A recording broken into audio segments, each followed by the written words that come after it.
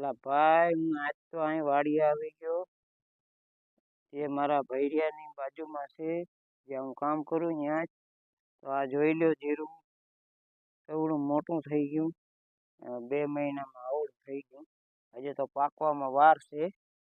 હજી તો ફાલ આવવા માંડ્યો ને હોળી આવશે તો કમ્પ્લીટ પાકી જશે ને પછી ઉપાડવાનું રહેશે. એના પહેલા હું તમને કહું કે આ ખેતરમાં ફાયદો હું ખબર. ઘણી જગ્યાએ તમે ખેતરમાં જાઓ ને તો નકરું નીંદ જ.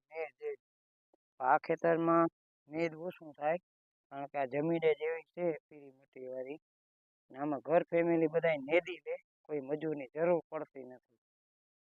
જો ઓલા બાજુમાં બીજું ખેતર છે ને જો અહીંયા ઘરના જેને ભાગી રાખીને 3 લોકો નેદી લે. આ ખેતરમાં નેદ થતું જ નથી ને એની બાજુમાં રાયડો વાવેલો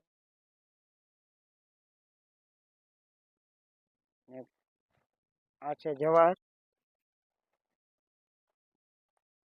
એ પણ વાવેલી છે.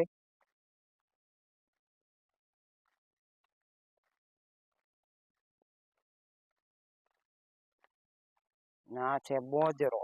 બોજરો નહીં બાજરો, સોરી ભૂલાઈ ગયું. શિયાળો બાજરો, બાજરી નથી બાજરો. મારા ખીમ બાપુ જો અહીંયા ધ્યાન રાખે ચકલા ખાઈ ન જાય ને. ચાળિયા ને બાળિયા જો ડુંડા રાખી દીધા, બાંધી દીધા. ચકલાઓની પક્ષીડાઓનું ધ્યાન રાખે. એમાં ફરતી બાજુ આવીને બંગલો. આપણે તો બંગલો નથી બંગલે નથી. આપણે પણ માતાજીની દયા હશે તો બંગલા સાથે બંગલી સાથે બંગલો પણ બનાવતો. તો જ્યાં જુવાર આવી ગઈ લીલીસમ જુવાર. આપણી ગાડી જો અહીંયા પડી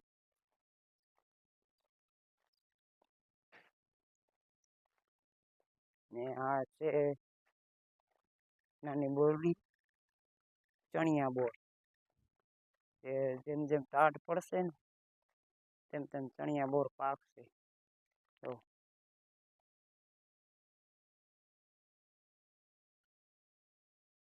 તો બધાય કહેજો કે ચણિયા બોર કોને કોને ખાધા.